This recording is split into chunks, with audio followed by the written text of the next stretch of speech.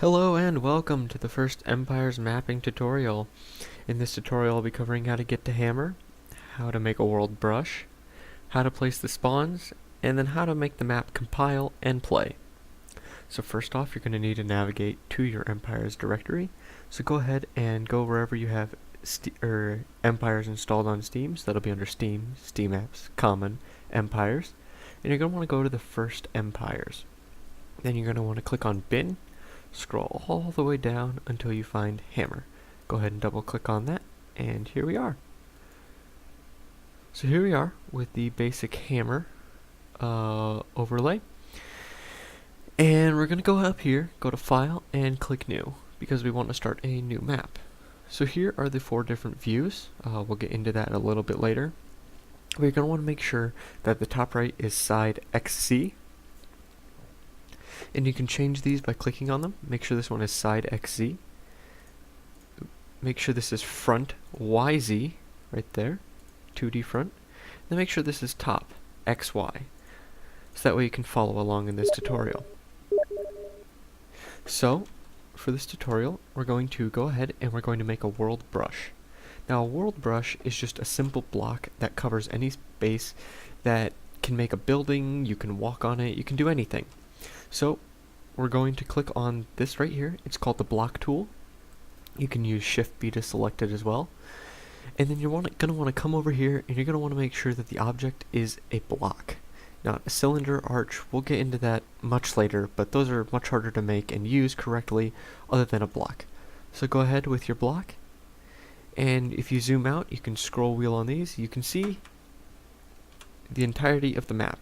Now this whole thing would be some of the largest maps in Empires. We're not going to make that today, so we're going to go in here and you can see this right here.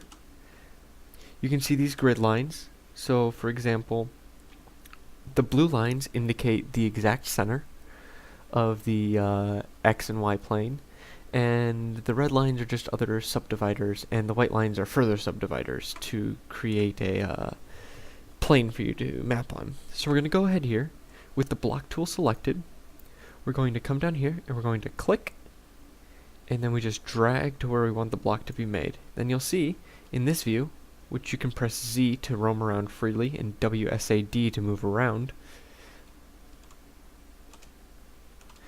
Now you can see that there is now a white block here. This represents the area that once you hit enter will be filled by a block. Now this block can act as your basic ground, it can act as multiple different things, and right now we're going to go ahead and we're just going to keep this here, so click off of it, go ahead and click the selection tool, and click off of it. Now you can zoom in on all these different views and you can get a different type of view. So this, again, is looking at the side, and this is looking at the front. This is just, again, looking top down. Most of the stuff that you do with moving props and stuff will most likely be done in here unless you're trying to move them up and down. So, we want to texture this because we don't want it to look like this when it's in game. It's kind of an eyesore, and unless you want your people to hate your map, you're gonna kind of want to texture it. So, to do this, we're gonna click on it, come over here to this multicolored block, the toggle texture application, click on this, and this little window should appear. Now, we're not going to worry about displacements in this tutorial, that will be the next tutorial. However, we are going to choose a texture for this block. So come down here, click on Browse, and a list of textures will show up. For the purpose of this, you can choose any of these textures, and it will be applied to all sides of this block. However, for the purpose of this tutorial, we're going to use the filter and type in grass, and we're going to use the second one that comes up. Blend grass mud. And then go ahead and click apply, and you'll notice the entire block is now full of said texture.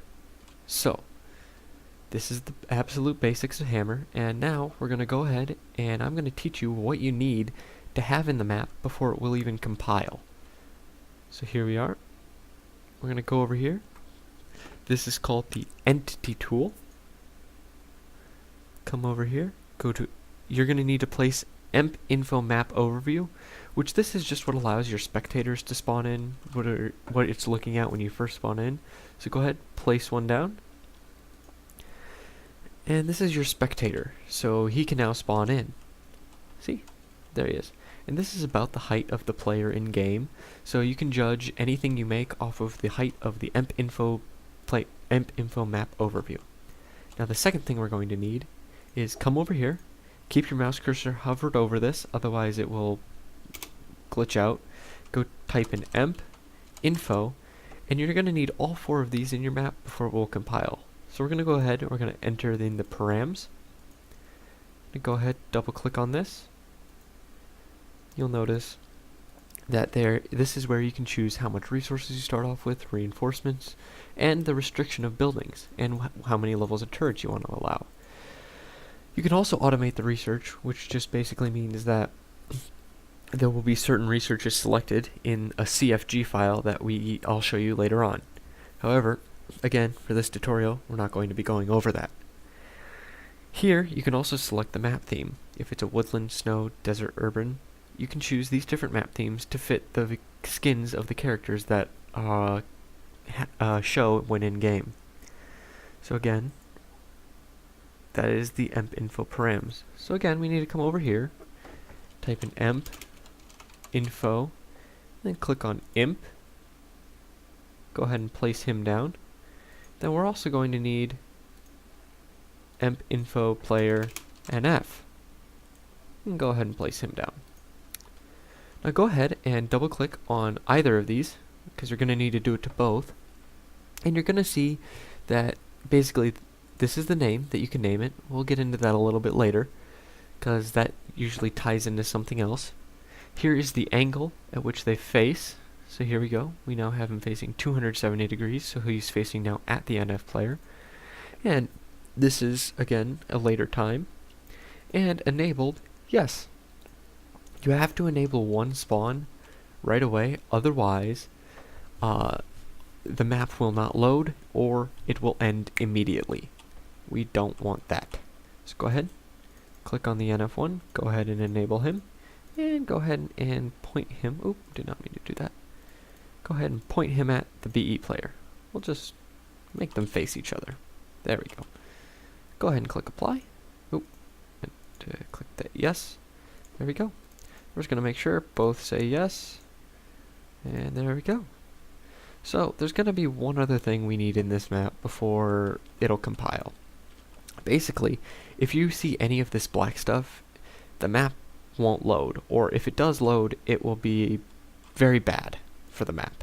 So what we're going to do is we're going to go ahead and go to the block tool again. So click on the block tool, and then we're just going to create a highlight over top of it. So you see, there's an white outline of it. Go ahead and press enter. And then in the side view, just drag it up right above where it's at right now. Let's go to the texture tool here. Go to sky. And just choose this common tool skybox. It'll automatically select a sky texture for you, and I'll show you how to change that. So here, for a basic skybox, a basic 2D skybox, we're going to go ahead and we're going to right click on it, click carve. Oop, I did not mean to do that. Actually, do not click carve. Never click carve. I apologize. Click hollow. Do -16, and you'll see it gets a little bit bigger. However, on the inside, it's now hollow. You just want to go ahead and drag this around the map. So now, your map is entirely emboxed in a skybox, and it will now load. So, at this point, we can now go ahead, compile it, and then run it. Go ahead, click compile. And we're going to have to choose a name for this map. So we're going to go save as, and we're going to go here. There we go. And we're going to want to save this as Hammer Tutorial 1. Now that that's saved, we're going to go ahead, click compile. And usually for basic compiles, you either want to turn off VIS or RAD, or just leave it on fast. Normal and fast will increase compile time by a slight amount. Normal will increase it by a considerable amount.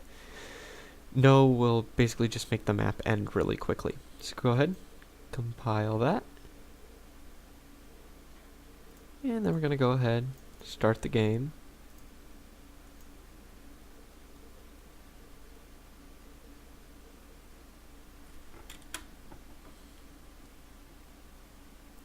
And once in the game, we're just going to go to Hammer Tutorial, which apparently didn't compile. Oh wait, no, it does. It's at the very bottom. Sorry. So, it does come in basic in ABC order, so you're going to want to go down here, go to EMP Tutorial 1, click Start.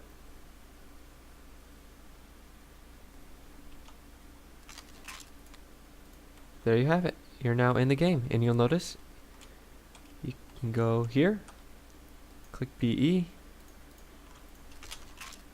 and it'll automatically choose the only available spawn point, as you can see, and then it'll do a countdown and you'll be in the game. So I hope that helped. That is the basics of what you need before the map will load. So just to recap, the basics of what you need are something for your player to stand on, a skybox to encompass the entirety of the map, and it doesn't even have to be a skybox. It just has to be so that way you cannot see the black void beyond, so you could have multiple grass blocks surrounding this, and you don't need a skybox. You also need the Bernodi and Northern Faction spawns, the Spectator, and the EMP info params. So I hope this helped, and I'll make another tutorial, and I'll see you in the next tutorial. Thanks for watching.